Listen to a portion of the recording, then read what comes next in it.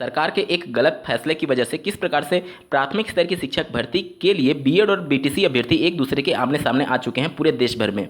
साथ ही UP BEd 2022-24 सत्र में एडमिशन के लिए कुल कितने आवेदन हुए हैं। साथ ही साथ बात करेंगे पंचायत सहायक की नई भर्ती के बारे में और एआरओ प्री परीक्षा तिथि के बारे में बात होगी और रीट के लिए एक नया आदेश राजस्थान सरकार के द्वारा जारी किया गया जिसे आपको जानना बेहद जरूरी है यदि आप भी रीट में आवेदन किए हुए हैं। इसके अलावा शिक्षा जगत से जुड़े कुछ महत्वपूर्ण खबरों को भी डिटेल में देखेंगे, अंत तक बने रहिएगा। नमस्कार दोस्तों, मेरा नाम है नीरज और आप देख रहे हैं कैरियर बिट यूट्यूब चैनल। अगर आप इस चैनल पर पहली बार विजिट कर रहे हैं तो इसको सब्सक्राइब करते हुए बेल आइकन को प्रेस करना ना भूलें। स्क्रीन पर आप एक आर्टिकल देख पा रहे होंगे, शिक्षक भर्ती बीएड डीएलएड प्रशिक्षु अब आमने सामने। जैसा कि आपको ज्ञात होगा, पहले राजस्थान, उसके बाद से हिमाचल प्रदेश, पंजाब, उत्तराखंड, बिहार और अब उत्तर प्रदेश में इस प्रकार के मामले विवाद में हैं। ये सिर्फ कुछ चुनिंदे राज्य की बात नहीं है, पूरे देश भर में ये मामला ज्वलंत बना हुआ है क्योंकि केंद्र सरकार के एक फैसले के बाद से एनसीटी ने 28 जून 2018 का जो गजट जारी किया उसके बाद से ये पूरा मामला और कई भर्तियां इसी की वजह से अटकी हुई हैं। यहाँ पर केंद्र सरकार और राज्य सरकार का पूरा जवाबदेही तय होना चाहिए कि जब आप अलग अलग कोर्सेज बना रखे हैं तो उनके लिए अलग अलग मौके भी पैदा करने चाहिए। अगर बात करें उत्तर प्रदेश की तो इतनी खराब स्थिति है शिक्षा विभाग में। यहाँ पर प्रत्येक वर्ष बीएड अभ्यर्थियों को एडमिशन तो दिया जाता है लेकिन उनके लिए अवसर पैदा नहीं किए जाते हैं। ये राज्य सरकार की जिम्मेदारी थी कि अगर आप एक कोर्स रन कर रहे हैं तो जो उच्च प्राथमिक स्तर में भर्तियाँ रुकी हुई हैं उसमें प्रत्येक वर्ष हजारों की संख्या में टीचर जो हैं, सहायक अध्यापक जो हैं वो रिटायर हो रहे हैं और कोई भी नई भर्ती 2013 के बाद से हुई ही नहीं है। तो 8-9 साल में इतनी ज़्यादा रिटायरमेंट और जितने नए कॉलेज खुले होंगे उन सबके बाद से बहुत भारी संख्या में यहाँ पर टीचरों की वैकेंसी है, लेकिन राज्य सरकार इसमें डायरेक्ट बीएड को मौका नहीं दे रही है, यूँ कहें वैकेंसी ही नहीं निकाल रही है। तो ये राज्य सरकार की गलती है। इसके अलावा बीएड अभ्यर्थियों को इसके संदर्भ में भी राज्य सरकार के समक्ष अपने विचारों को प्रस्तुत करना चाहिए कि आखिर जब आप बीएड में अभ्यर्थियों को एडमिशन दे रहे हैं तो फिर इसमें वैकेंसी क्यों नहीं ला रहे हैं। क्योंकि बीएड अभ्यर्थियों का जो पहले से एक एनसीटी का जो मानक था कि वह उच्च प्राथमिक स्तर और टीजीटी के लिए मान्य होंगे और उसके बाद से बीएड अभ्यर्थियों के संदर्भ में एनसीटी ने 28 जून 2018 का जो नोटिफिकेशन जारी किया उसमें इतना विवाद है कि अभी भी मामला माननीय सुप्रीम कोर्ट में लंबित है, जिसमें 2 सुनवाई के दौरान बीएड अभ्यर्थियों को राहत नहीं दिया गया है। इन केस मान लीजिए 1% भी अगर मान लिया जाए कि बीएड माननीय सुप्रीम कोर्ट से हार जाता है तो फिर किसी बीएड या फिर बीटीसी की हार नहीं होगी, ये हार होगी एक अभ्यर्थी की। क्योंकि 2018 में जब नोटिफिकेशन जारी हुआ उसके बाद से बीएड के कितने बैच आ चुके हैं आप देख लीजिए, 2019, 20, 21 और अब 22 में एडमिशन होने जा रहे हैं। तो ऐसे बीएड के अभ्यर्थी जिन्होंने इस लालच में बीएड में एडमिशन लिया कि बीएड करने के बाद से वो प्राइमरी के साथ साथ टीजीटी तक के लिए एलिजिबल हो जाएंगे एनसीटी के उस नोटिफिकेशन के आधार पर, अब अगर माननीय सुप्रीम कोर्ट कुछ इनके अगेंस्ट में फैसला देती है तो उन अभ्यर्थियों का भविष्य क्या होगा। निश्चित तौर पर ये केंद्र सरकार और राज्य सरकार के एक गलत फैसले की वजह से ये उनका भविष्य अधर में जा सकता है। क्योंकि अगर पहले से चीज़ें क्लियर आउट रहेंगी कि बीएड करने के बाद से उच्च प्राथमिक में और टीजीटी में अभ्यर्थी जाएगा तो वो उसी हिसाब से अपना माइंडसेट सेटअप करके एडमिशन लेंगे या तो डीएलएड में या तो बीएड में। और इस बार के लिए भी ये अभ्यर्थियों के लिए सीख है जो बीएड 2022 में एडमिशन लेने जा रहे हैं कि ये मामला भविष्य में जाकर के किस तरफ मुड़ेगा अभी कुछ भी नहीं कहा जा सकता। तो आप पहले से मेंटली प्रिपेयर हो करके ही एडमिशन लीजिएगा कि अगर इनकेस भविष्य में बीएड को प्राथमिक से बाहर किया जाता है तो आप उसके लिए तैयार रहें और टीजीटी में ही फाइट करने के लिए तैयार रहें। क्योंकि जो उच्च प्राथमिक स्तर है अपर प्राइमरी उसमें वैकेंसीज ना के बराबर आती हैं उत्तर प्रदेश में।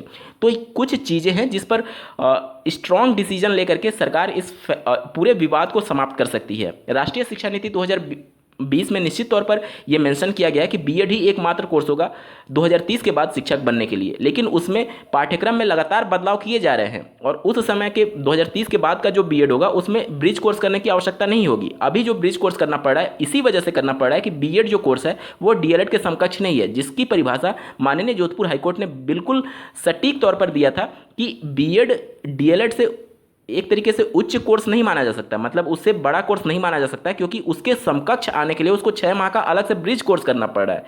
तो ये सभी चीज़ें एक तरीके से कानूनी पेच फंसी हुई हैं। भविष्य में जाकर के किसके फेवर में फैसला आएगा अभी कहना उचित नहीं होगा क्योंकि मामला माननीय सुप्रीम कोर्ट में लंबित है, लेकिन निश्चित तौर पर यह तो तय है कि कोई ना कोई एक पक्ष हारेगा और दूसरा पक्ष जीतेगा।